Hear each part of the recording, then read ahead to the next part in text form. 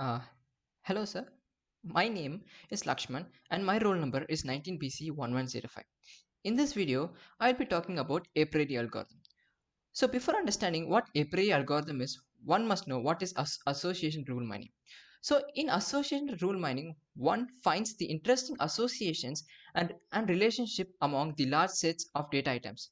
So the association rule mining is an unsupervised learning because we are trying to find patterns from the data set.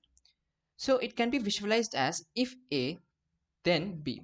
For example, if a customer tries to buy bread, then he is also more likely to buy bread and butter. So this is what exactly an association rule means. So what the shopkeeper will do is that he will keep the bread, milk and butter in the same shelf, thereby it increases his or her sales. So this is the reason why association rule mining is more intensively used in market-based analysis. So in order to find these effective kind of association rules, so one of the most popular algorithm used is a priori algorithm. So what an a priori algorithm states is that all non-empty subsets of frequent item set must also be frequent. So obviously this also implies that the subset of infrequent item must also be infrequent. So this a priori algorithm is measured by three components, namely support. So the support says that how popular is an item set is. So it is measured by the proportion of transaction in which item set occurs. So the formula of support is given by the frequency of x divided by the number of transactions happened. So this obviously means that more the support means more the popularity of the item set. So the next measure is confidence. So confidence says that how likely a person buys an item Y. Said that a person has already bought the item X. So the confidence formula is given by the frequency of number of customers who has bought both X and Y divided by the frequency of customers who bought X alone. So this means that more the confidence means more likely Y is purchased when X is also purchased. So the next measure is lift. So lift also says that how likely Y is purchased when X item is purchased while controlling the popularity of item Y. So it simply says the correlation between two items X and Y. So the formula of lift is given by the support of the item set divided by the support of X alone into support of Y alone. So this means that if the lift is equal to 1, it simply means that there is no association between X and Y.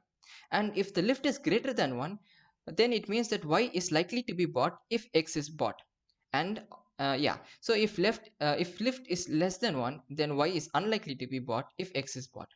So let us understand this a priori algorithm using an example. So let's say this is a transaction list.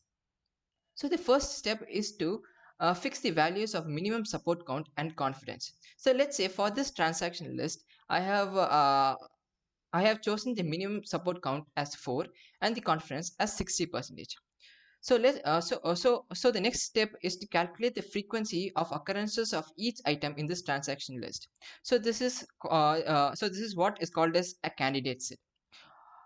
So the frequency of one item set is, we can see, is that for milk the frequency of occurrences of it is 9 in this transaction list, and similarly for bread it is 10, for butter it is 10, for egg it is 3, and for ketchup it is 3, and so on.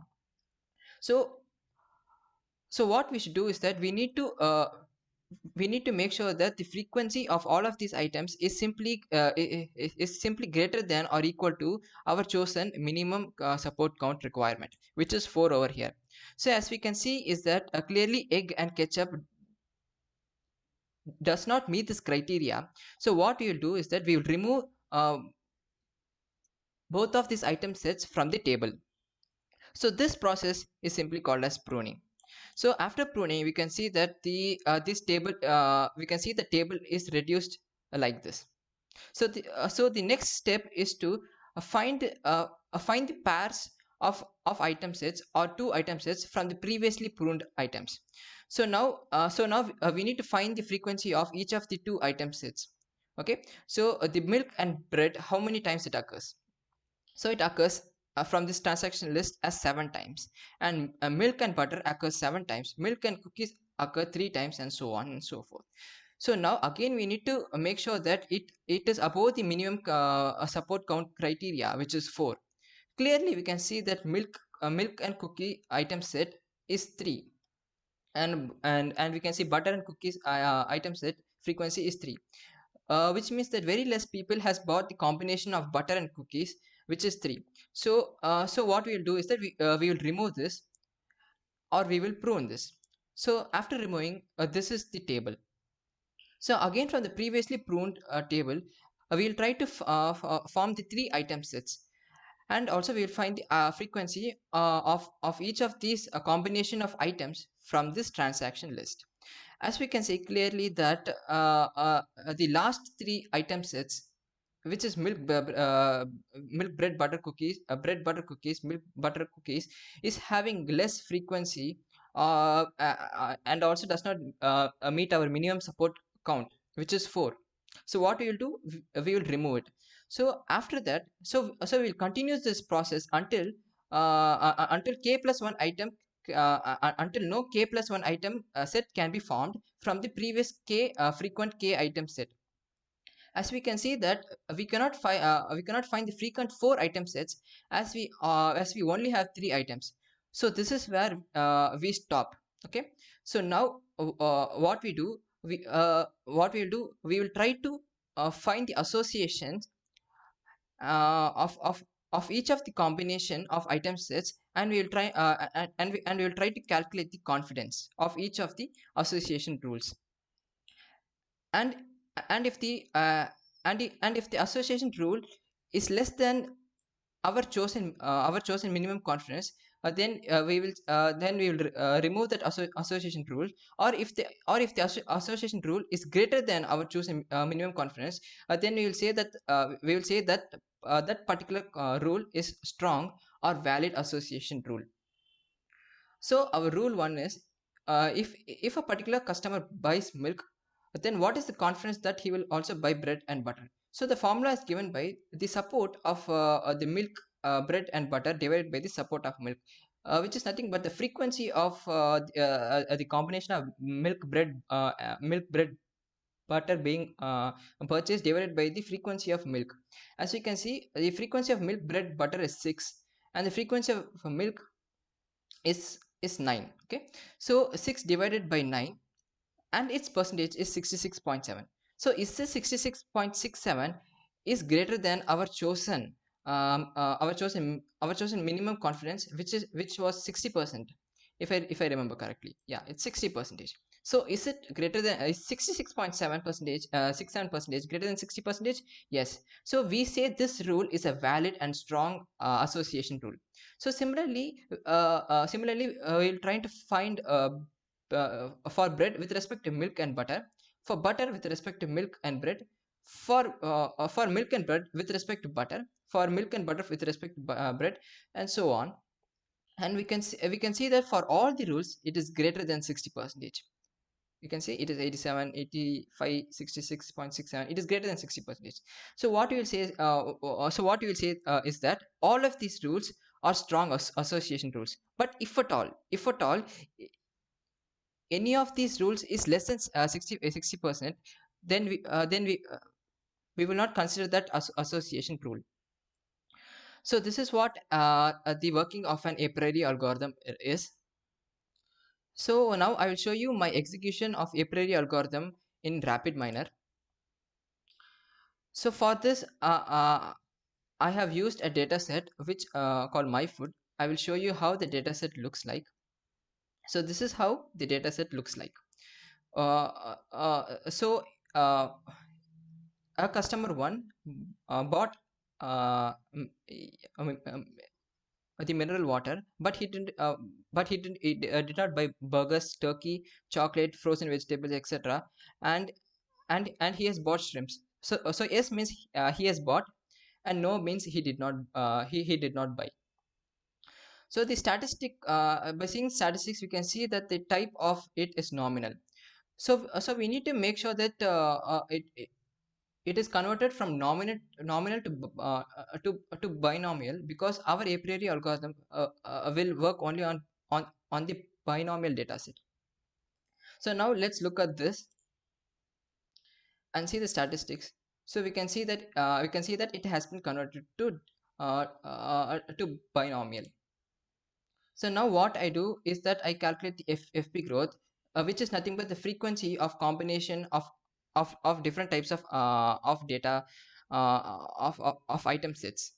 So let's one second. So show frequent item sets. So we can see that the popularity of vegetable mix is 0.94, which means that many people has bought vegetable mix. And similarly, the support of avocado is 0.96, which means many people has bought avocado, and many people has bought frozen smoothie, and so on and so forth. And also with the popularity of 0.9, many people have bought many people have bought both vegetable mix and avocado. And similarly, as we go down, the popularity decreases, which means that with this particular combination of item sets, uh, people bought it. So the as you go down, the popularity decreases. So now so now that we have the frequency of each item set, we can create the association rules. Okay, so I'll show the association rules, how it looks like. So it says that so what this says is that if a particular person if a particular person buys smoothie and olive oil, then it means that he will also buy shrimp and green tea with the confidence of 0.81, which means that I am 81% confident that if a person buys frozen smoothie and olive oil, then he will also buy shrimp and green tea. And its popularity is 71 percentage. This combination popularity is 71 percentage. And similarly, if a person buys avocado and olive oil, then he is more likely to buy frozen smoothie, shrimp, and low fat yogurt, uh, with the confidence of again 81 percentage. So this is what the association rule for this data set looks like. So looking at the graph, obviously the graph looks a little bit messy because it is a very large data set, and and for each of the items that it was trying to find the rules. So as you can see that a 0.84 here represents uh, the the support, and 0.86 represents here the confidence of this particular rule. So this is the graph of how it looks like. And if you see the description, it shows the association rules. So yeah, obviously if a particular person buys frozen smoothie and shrimp, then he is also more likely to buy avocado, olive oil, and green tea with a confidence of 0.88. And it shows all the association rules.